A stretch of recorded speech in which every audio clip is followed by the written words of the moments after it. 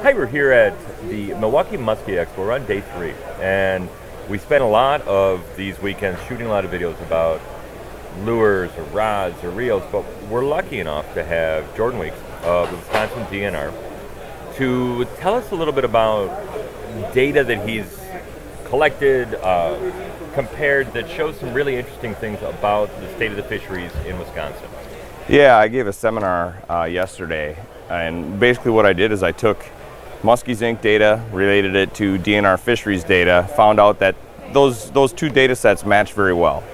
And so therefore we can use Muskies Inc. catch data from their lunge log to look at trends in the fishery. So then I went back to 1990, gathered all the data out of the lunge log from 1990 to 2018 in Wisconsin, and then I showed trends in that data. And what I saw was very encouraging. The average size fish in Wisconsin during that time has increased about 2 inches, just a little over 2 inches. The number of 45, 48, and 50-inch fish have more than doubled for all that time period, and it's just super encouraging. Our average condition of the fish, which is robustness or plumpness, weight, is increased during that time. So it's all good news. And things are only going to get better. Okay. Now, a few questions there. How large is the data set that you were able to utilize from catch data? I want to say just Wisconsin during that time period was over 95,000 records or something. Okay. It's unbelievable. So it's a significant data point. It's not like I'm looking at four. It's not anecdotal if you've got 95,000 catches. Yeah, it's now, significant. What do you attribute to the positive news? Well, I just think there's been a lot of significant changes. Like 1996, mid-90s is the time when catch and release really caught on. Right. And you can see that trend in the data. You're kind of level before that time, and then after that it starts shooting to the positive. The other significant thing in my mind, and this is not necessarily as scientific as I usually talk, but I think the enactment of our quick strike rig law in 2012 really helps, because what we found out is the single hook sucker fishing killed about 80% of the fish that were caught. Okay. And just by eliminating that technique, we've saved a lot of muskies. Okay.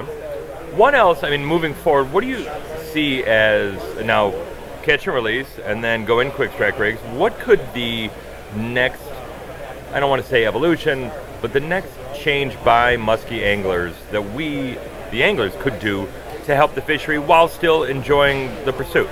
Yeah, it seems kind of froofy and maybe corny, but I really think that we just need to be nicer to each other. Okay. Like, a lot of muskie anglers are quick to judge someone for something that happens. So, for example, you see someone with a fish caught through the ice and it's bloody, and they think that right away that fish is dead, and that angler maybe did something on purpose to hurt that fish. We don't know that. Right. And people I see on social media are real close to or quick to judge. I just think we don't know the circumstances, so we just need to just be nicer to each other and try to work together more so than being like a contest between I'm better than you are. Okay. And really through that is greater education. Yeah, if you see strife, that doesn't help anything. If we're saying great fish through the ice, tell us about, how you dealt with the cold conditions. Maybe someone teaches something instead of everyone jumping on them and vilifying. And along those same lines, we really need to include young people more. If we don't recruit our kids and young people into this sport, it's going to die. Right. Because there isn't a lot of us as far as muskie anglers go compared to bass anglers or panfish anglers. It's a really small group. And if we want to have, obviously, the DNR support, stocking, studies, we need to be able to show a sizable population of folks who are interested in that.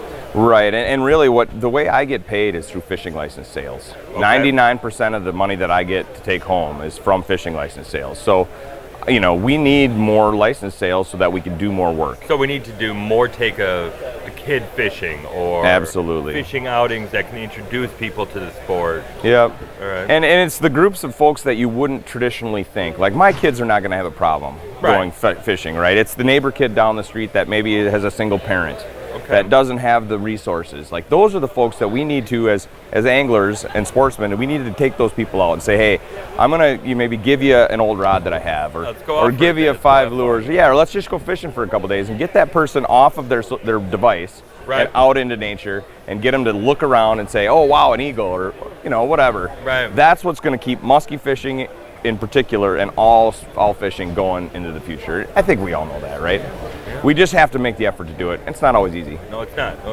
But Jordan, sounds like some encouraging news Absolutely. about our fisheries, and it sounds like there's some really easy but positive ways to keep that going forward. For sure. Thank you, sir. Thank you so much.